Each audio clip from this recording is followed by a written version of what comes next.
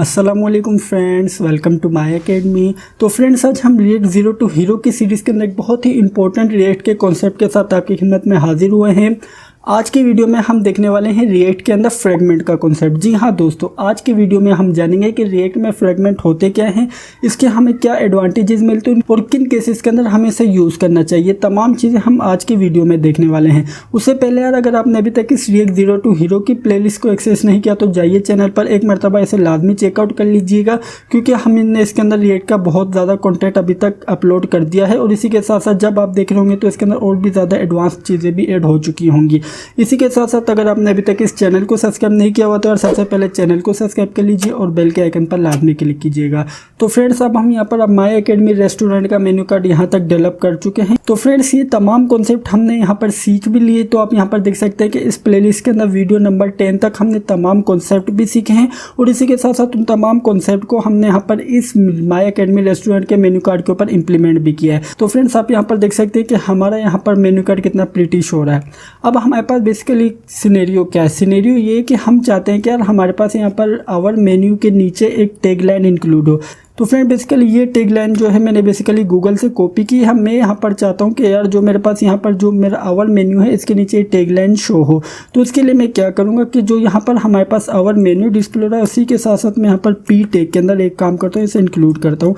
तो मैंने यहाँ पर सिंपल पी टैग में इसे इंक्लूड कर लिया है। सबसे पहले सेव किया है। सेव करने के बाद जैसे ही पेज में है तो आप यहाँ पर देख सकते हैं कि हमारे पास यहाँ पर ये लाइन भी इंक्लूड हो चुकी है। अभी तक तो हमारा काम बिल्कुल परफेक्ट चल रहा है, लेकिन हमारे पास यहाँ पर इसके अंदर एक छोटा सा इशू है। इशू क्या है, सबसे पहले मैं आपको वो दिखाता चलूँ। मैं चाहता हूँ कि यार मेरे पास यहाँ पर जब भी मेरे पास यहाँ पर मेन्यू आइटम शो हो तो उसी केस के अंदर टैगलाइन डिस्प्ले हो, अदरवाइज मेरे पास यहाँ पर टैगलाइन डिस्प्ले ना हो। क्योंकि हमारे पास यहाँ पर अगर मैं यहाँ पर मैंने बेसिकली कंडीशनल रेंडरिंग की थी तो मैं यहाँ पर कंडीशन को कर देता हूँ फॉल्स और अब देखता हूँ कि अपने पेज में चल के कि हमारे पास यहाँ पर किस तरीके से डिस्प्ले हो रहा है। तो आप यहाँ पर देख सकते हैं कि अब हमारे पास यहाँ पर ये टैगलाइन आ रही है। मैं चाहता हूँ कि टैगलाइन ना आए या हमारे पास यहाँ पर ये पैराग्राफ ना शो हो।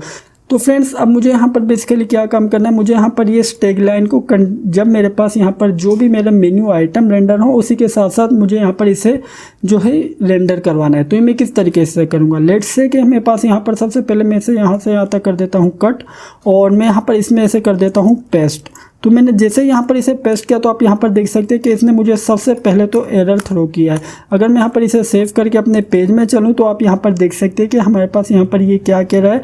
हमारे पास यहाँ पर ये कह रहा है कि must be raped in the enclosing tag. I think हमने यहाँ पर इसे चेक करना पड़ेगा। यहाँ पर ये एरर कुछ और है। जी हाँ, हमारे पास यहाँ पर ये एरर के अंदर बेसिकली ये कह रहा है कि आपने सिंपल एक ही उसको रिटर्न करना है। लेट्स से कि हमें मालूम है कि जब भी हम JSX को रिटर्न करवाते हैं अपने UI पर तो उसका एक ही पेरेंट एलिमेंट होता है। लेकिन हमारे पास यहाँ पर इस केस के अंदर क्या हो रहा है, इस केस के अंदर हमारे पास यहाँ पर टोटल 2 एलिमेंट रिटर्न हो रहे हैं। तो हमने उसका सोल्यूशन भी देखा था। उसके लिए हमने क्या किया था, उसके लिए हमने यहाँ पर सिंपल इसे div टैग के अंदर पैक कर दिया था। तो जैसे ही div टैग के अंदर पैक किया तो अगर मैं यहाँ पर इसे div टैग को कर देता हूँ क्लोज यहाँ पर, तो मैं आपको फिर दिखाता हूँ। सबसे पहले तो मैं काम करता हूँ, मैं ये चेक कर लेता हूँ कि मैंने यहाँ पर div टैग को खोला कहाँ है। जी हाँ, सही है। मैं यहाँ पर अनऑर्डर लिस्ट के बाद इसे कर देता हूँ। तो मैंने यहाँ पर सब सिंपली div टैग को अनऑर्डर लिस्ट के बाद कर लिया है क्लोज। तो फ्रेंड्स, अब आप यहाँ पर देख सकते हैं कि अब हमारे पास यहाँ पर बिल्कुल एक्यूरेट हमारी वर्किंग हो रही है।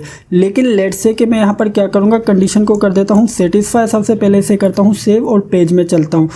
तो फिर जैसे मैं यहाँ पर पेज में है तो आप यहाँ पर देख सकते हैं कि पी टैग की स्टाइलिंग हमारे पास यहाँ पर इंक्लूड नहीं है। जो हमने यहाँ पर इसके ऊपर स्टाइलिंग अप्लाई की थी वो यहाँ पर अप्लाई नहीं हुई है। लेट्स से कि मैं यहाँ पर सबसे पहले से इंस्पेक्ट करता हूँ। मैं बेसिकली यहाँ पर आपको चेक करवाना चाहता हूँ कि बेसिकली हमारे पास यहाँ पर किस तरीके से रेंडर हो रहा है। तो लेट्स से कि मैं यहाँ पर सबसे पहले चलता हूँ अपने कंटेनर के अंदर। कंटेनर के बाद मैं आता हूँ मेन्यू आइटम के अंदर। तो मेन्यू आइटम में आने के बाद आप यहाँ पर देख सकते हैं कि हमारे पास यहाँ पर डिव के अंदर, लेट्स से मैं यहाँ पर थोड़ा जूम कर लेता हूँ, तो आप यहाँ पर देख सकते हैं कि डिव के अंदर हमारे पास एक तो पी टैग है, दूसरा है अनऑर्डर लिस्ट। इसका मतलब ये है कि हमारे पास यहाँ पर एक ही इसका पेरेंट एलिमेंट हम रिटर्न करवा रहे हैं। लेट्स से कि हमारे पास कुछ ऐसा सिनेरियो आ जाता है या हमारे पास यहाँ पर ये सिनेरियो बेस्ट है, इसके अंदर हम क्या कर रहे हैं, हम यहाँ पर पी टैग को अलग रेंडर करवाएंगे और इसी तरीके से मेन्यू आइटम को अलग रेंडर करवाएंगे।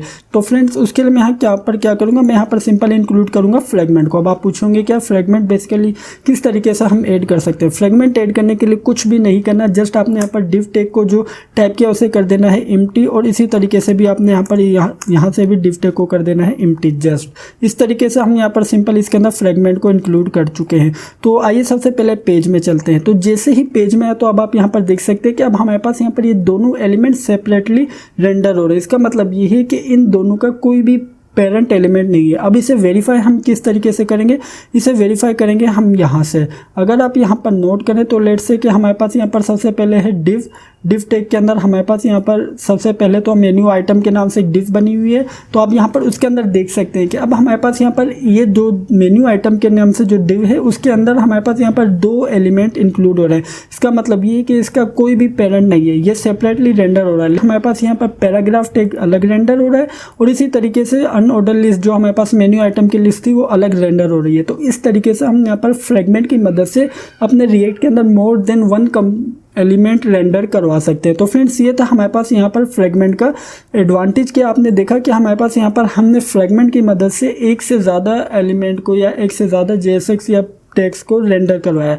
तो इसी वजह से हम यहाँ पर फ्रेगमेंट का यूज़ करते हैं। तो फ्रेंड्स अगर आपके पास कुछ इस तरह के सिनेरियो आ जाते हैं जिसके अंदर कंडीशनल रेंडरिंग हो, कंडीशनल रेंडरिंग की बेस के ऊपर मोर देन वन एलिमेंट आपको रेंडर करवाने हो, तो आई रिकमेंड यू कि आप फ्रेगमेंट का ही यूज़ करें।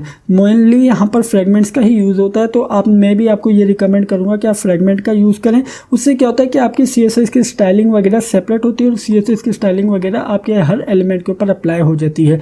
तो फ्रेंड्स अगर आपके पास इस तरह का सिनेरियो आ जाता है और हम आगे भी देखेंगे उसके अंदर भी हम फ्रेगमेंट का यूज़ बहुत ज़्यादा यूज़ करने वाले हैं, तो आपको और भी ज़्यादा क्लियर हो जाएगा कि किस केस के अंदर हमारे पास फ्रेगमेंट ज़्यादा इंपॉर्टेंट है, किस केस के अंदर हमारे पास फ्रेगमेंट का हम यूज़ करते हैं। तो फ्रेंड्स ये थी हमारी आज की वीडियो। मैं उम्मीद करता हूँ कि आपको आज की वीडियो में फ्रेगमेंट का कॉन्सेप्ट क्लियर हुआ होगा।